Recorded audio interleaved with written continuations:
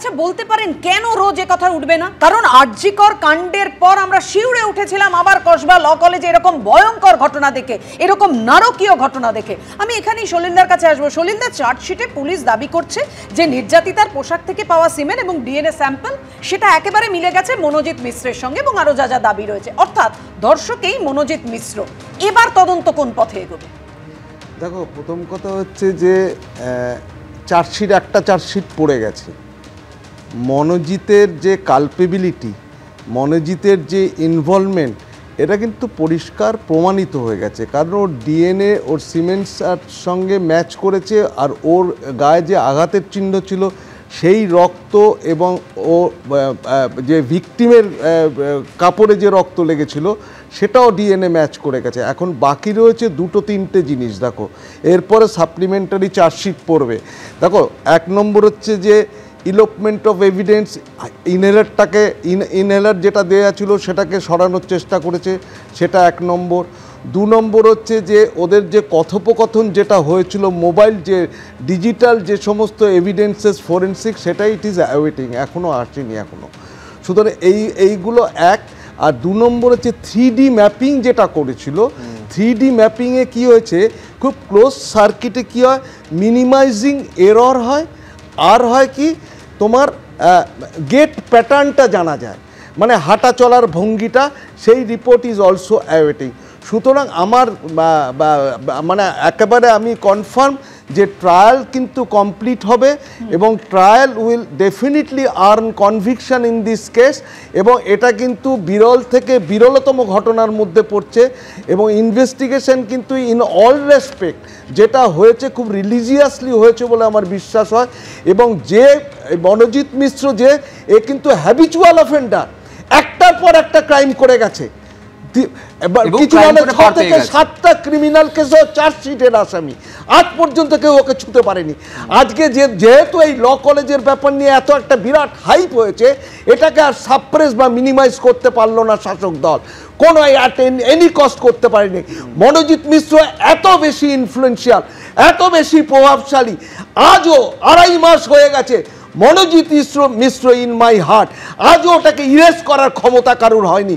বলছে কে, গভর্নিং বডির চেয়ারম্যান বলছে পুজোর ছুটিতে করবে। কিসের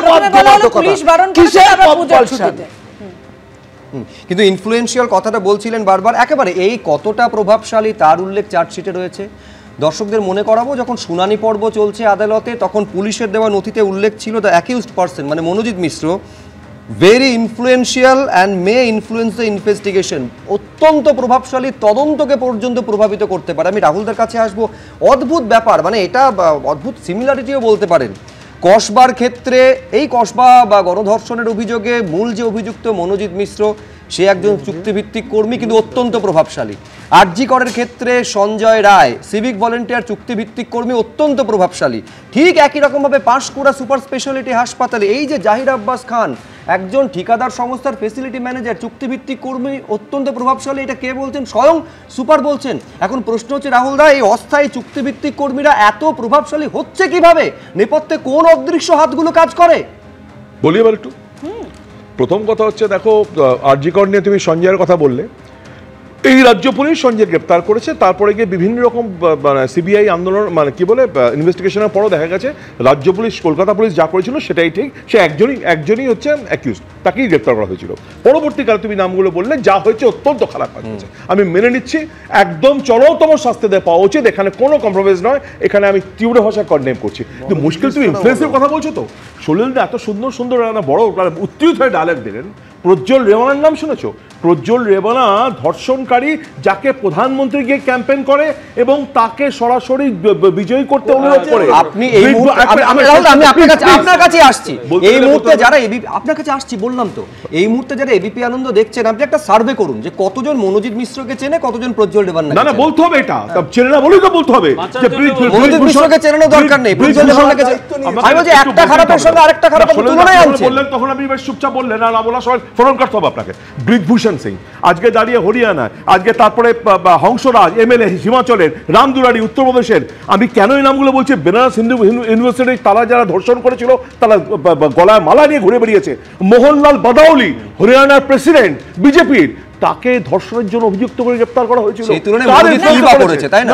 রাহুল দা কোনোভাবে মনে হয় না যে এই উদাহরণগুলো দেখে এদের বারবারন্তটা বেড়ে যায়? মনে হয় না আপনার? সেক্ষেত্রে যদি আমরা উজ্জ্বল উদাহরণ দেখি, উজ্জ্বল উদাহরণকে বা দৃষ্টান্তকে সামনে রাখি, তাহলে তো এদের বারবারন্ত দাপটটা একটু কমে। নেহা শালিনী যে দিল্লি বিজেপি স্পোকসম্যান, সে বলছে বিজেপিতে থাকাই যায় না, এমন মহিলাদের ওখানে সম্মান। এনিহাও আমার বক্তব্য, যারা করেছে অন্যায় করেছে, রাজ্য সরকার সচেষ্ট, পুলিশ সচেষ্ট, এদের গ্রেফতার করা হয়েছে, চরমতর শাস্তি আমরা দাবি করছি, এখানে কোনো কম্প্রোমাইজ নয়। সুতরাং এটা বলে বারবার তৃণমূল কংগ্রেসের নামে আঙুল তুলে এটা প্রমাণ করার কোনো মানে নেই যে তৃণমূল কংগ্রেস এখানে জড়িয়ে আছে। কেউ খারাপ কাজ করলো তার সেটাকে টিএমসিপি সভাপতি ছিল, তো অন্য কার নাম আসবে? রাহুল দা টিএম সভাপতি ছিল, সে কবে ছিল? সে লাস্ট কোনো বছর তার নামে নেই। একদম কবে ছিল? ঠিক বলেছেন, কবে ছিল? তাহলে সেই প্রশ্নটাই তো ঘুরে ফিরে আসছে যে তাহলে তার এত বারবারন্ত হয় কি করে, তার এত দাপট হয় কি করে, কার প্রশ্রয়, মাথায় কার ছাতা রয়েছে? আজকে বিমানবন্দরে কোনো খারাপ কাজ করে তার দায়টা কে নেবে? শুভেন্দু অধিকারী এত খারাপ কাজ করেছে বিজেপিতে গিয়ে, তার দায় তৃণমূল নেবে? তুমি তো বাবা তৃণমূলের দায় নেবে না, কণ্ঠী হয়ে একটু চুপ করে দাও, কথা বলতে দাও। আরে বলতে দাও মানে বললে গায়ে লেগে যাচ্ছে আপনার। কণ্ঠকণ্ঠির কথা গুরুত্বপূর্ণ নয়। আরে মুশকিল। গুরুত্বপূর্ণ হচ্ছে একটু আগে এই দলের একজন মুখপাত্রের কথা শোনালে, তার কথার মধ্যে যে ধরনের একটা ক্যাজুয়াল অ্যাপ্রোচ আছে, আমি জানি না ওর ছেলেপুলে আছে কিনা। আরে নিজে ওই জায়গায় নিজের ছেলে বা মেয়েকে বসাক, তারপর এই ধরনের অত্যন্ত অশিক্ষিত কমেন্ট করবে, দেওয়া হয়েছে কি হয়েছে, কি এগুলো কি মনুষ্যত্ব হারিয়ে ফেলেছে? আস্তে আমাকে বলতে হবে, মাথা গরম হচ্ছে কিন্তু। Please stop. তোমাদের কেউ কোনো কথা শোনে, একটু কথা বলতে দাও, এত কথা বলো। আমার কথা হচ্ছে এই ছেলেটা দিনের পর দিন সেখানে ঢুকলো কি করে? কারণ শাসক দলের হাত রয়েছে। এ নাকি ল প্র্যাকটিস করে, যে ল প্র্যাকটিস করে সে এখানে ক্যাজুয়াল হয়ে ঢোকে কি করে? ঠিক এইরকম পাঁশকুড়াতে একটা ক্যাজুয়াল কর্মী শাসক দলের হাত তার মাথায় রয়েছে। সর্বত্রই কিন্তু এই শাসক দল তার এই সমস্ত রেপিস্ট ক্রিমিনালদের দিয়ে সমাজের সমস্ত ভালো মানুষদের ওপর নিয়ন্ত্রণ আরোপ করছে। কারণ এদের কাছে কোনো ভদ্রলোক যায় না, কোনো ভদ্রলোক এদের কথা শোনে না, কোনো ভদ্রলোক এদের গুরুত্ব দেয় না। ফলে সমস্ত ক্রিমিনাল, ভোটের সময় ক্রিমিনাল, সব জায়গায় শিক্ষা প্রতিষ্ঠানে ক্রিমিনাল, এই দিয়েই এরা চলে। সুতরাং এই ক্রিমিনাল দলটা যতদিন থাকবে এখানে কোনো মা বোন নিশ্চিন্ত থাকতে পারবে না, তাদের আতঙ্ক থাকবে।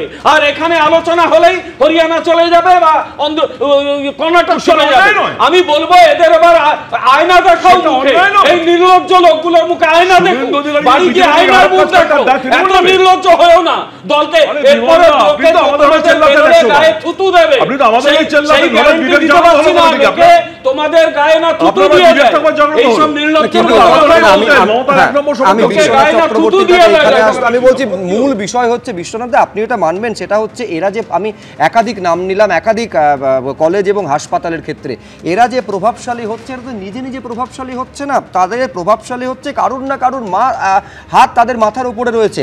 তদন্ত যারা অপরাধ করছে সেই পর্যন্ত যাচ্ছে, প্রভাবশালী পর্যন্ত কি যাচ্ছে, সেটা এই সমস্ত ঘটনার ক্ষেত্রে হোক বা একের পর এক দুর্নীতির যে কেন্দ্রীয় এজেন্সি তদন্ত সেক্ষেত্রে হোক। একেবারে মনোজিৎ মিশ্র তো একটা মডেল, যে মডেলটাকে তৈরি করা হয় বিভিন্ন কলেজ বিশ্ববিদ্যালয় থেকে শুরু করে বিভিন্ন প্রতিষ্ঠানে এই মনোজিৎ মডেল কাজ করে। মনোজিৎ মিশ্র একটা নাম নয়, একটা মডেল। এই মডেলে অবশ্যই শাসক দলের সভাপতিরা থাকেন, শাসক দলের যারা উপস্তরের নেতা তারা থাকেন, গভর্নিং বডির যারা আছেন তারা, তাদের প্রশ্রয় আশ্রয়ে মনোজিৎ মিশ্রদের মতন মানুষেরা তৈরি হন, ফলে একটা ইকোসিস্টেম তৈরি করে। দেখো বিচার ব্যবস্থা কি করবে, পুলিশের তদন্ত কি করবে সেটা তো চলছে, সলিলদা বললেন। কিন্তু আমি বলবো মনোজিৎ মিশ্রের ঘটনাটা উঠে আসার পরে তুমি কি শাসক দলের জায়গা থেকে কোনো রিফর্ম বা সংস্কার তুমি দেখলে?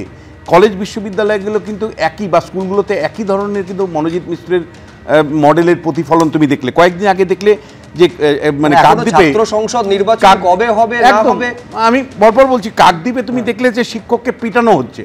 মানে এই ছবিটা আমরা আর কত দেখবো, ক্লান্ত হয়ে যাচ্ছে, ছাড়াও পেয়ে গেল।